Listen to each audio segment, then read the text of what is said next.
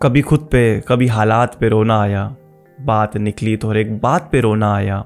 हम तो समझे थे कि हम भूल गए हैं उनको, क्या हुआ आज किस बात पे रोना आया। किस लिए जीते हैं हम, किसके लिए जीते हैं, 12 ऐसे सवालात पे रोना आया। कौन रोता है किसी और की खातिर दोस्त, कौन रोता है किसी और की खातिर दोस्त, सबको अपनी ही किसी बात पे रोना आया।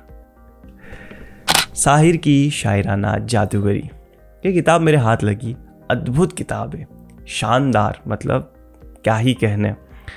क्योंकि सबसे पहले तो ये साहिर साहब के ऊपर किताब लिखी गई है। दूसरी ये कि इसका जो परिकल्पना और चयन किया है वो अरविंद मंडलोई ने किया है। वही अरविंद मंडलोई जी जिन्होंने जावेद अख्तर साहब की जादूनामा जो किताब है उसका संपादन किया है।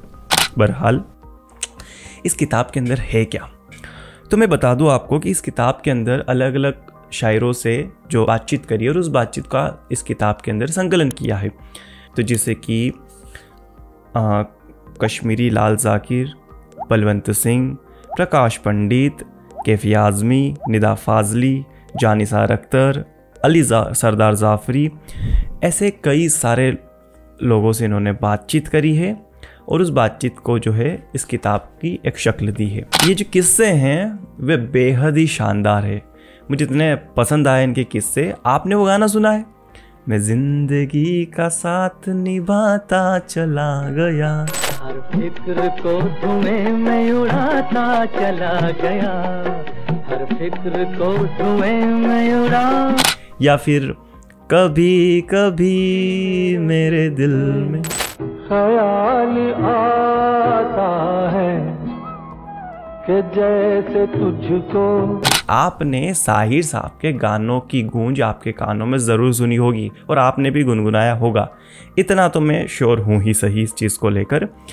बहरहाल अगर आप साहिर साहब को जानना चाहते हैं, उनको पढ़ना चाहते हैं, या फिर जो पोइट्री जो लिखते हैं उनका माइंडसेट कैसा होता है, वो किस चीज़ को सोच के लिखते हैं, क्योंकि पोइट्री सिर्फ खुद के लिए नहीं लिखी जाती है, वो लिखी जाती है ज़माने के लिए। मैं ज़िंदगी का साथ निभाता चला गया, इस लाइन से हर कोई कनेक्ट हो जाएगा।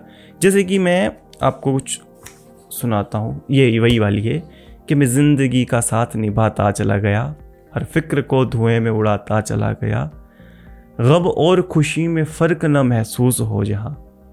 क्या कि गम और खुशी, गम और खुशी में फ़र्क न महसूस हो जहाँ, मैं दिल को उस मकाम तक लाता चला गया। तो मतलब उस व्यक्ति का माइंडसेट देखिएगा कि वो कहाँ तक सोच लिया था, उसने क्या सोच लिया था कि गम और खुशी में फ़र्क ना महसूस हो जहाँ, मैं दिल को उस मकाम पर लाता चला गया। या फिर और भी बहुत सारी है। हालांकि इस किताब के बारे में आपको थोड़ा सा मैं बता दूं कि कुछ इस तरह का कवर दिखता है। मंजुल पब्लिकेशन ने इसको छापा है, 299 की कीमत है। और सबसे ख़ास है कि इस किताब के अंदर की लिखी हुई गुफ्तगू बेहद उम्दा है और काफ़ी अच्छा संकलन किया है। तो अगर आप साहिर साहब के बारे में जानना चाहते हैं या फिर और भी उर्दू पोइट्री के बारे में जानने के जिज्ञासु प्राणी हैं तो आप इस किताब को खरीद सकते हैं, लिंक डिस्क्रिप्शन में दी हुई है। और रणवीर मंडलोई ने, जैसा कि मैंने बताया आपको पहले, कि इसका संपादन किया है और सारी चीज़ें देखी उन्होंने, तो काफ़ी शानदार तरीके से उन्होंने लिखा है इसके अंदर।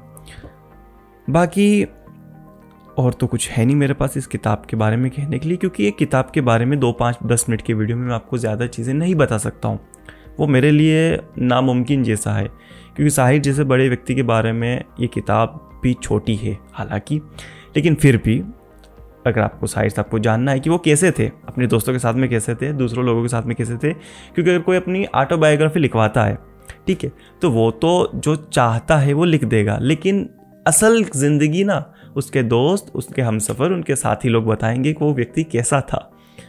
तो साहिर साहब तो शानदार थे। मुझे काफ़ी मज़ा आया इसको पढ़कर। वीडियो ज़्यादा लंबा हो जाएगा इसलिए मैं आपको ज़्यादा चीज़ें नहीं बता रहा हूँ, शॉर्ट वीडियो रखने की कोशिश कर रहा हूँ मैं। बाकी मिलते हैं अगले वीडियो में, तब तक के लिए पढ़ते रहिए, सीखते रहिए, सिखाते रहिए और जीवन में हमेशा मुस्कुराते रहिए। जय हिंद, वंदे मातरम।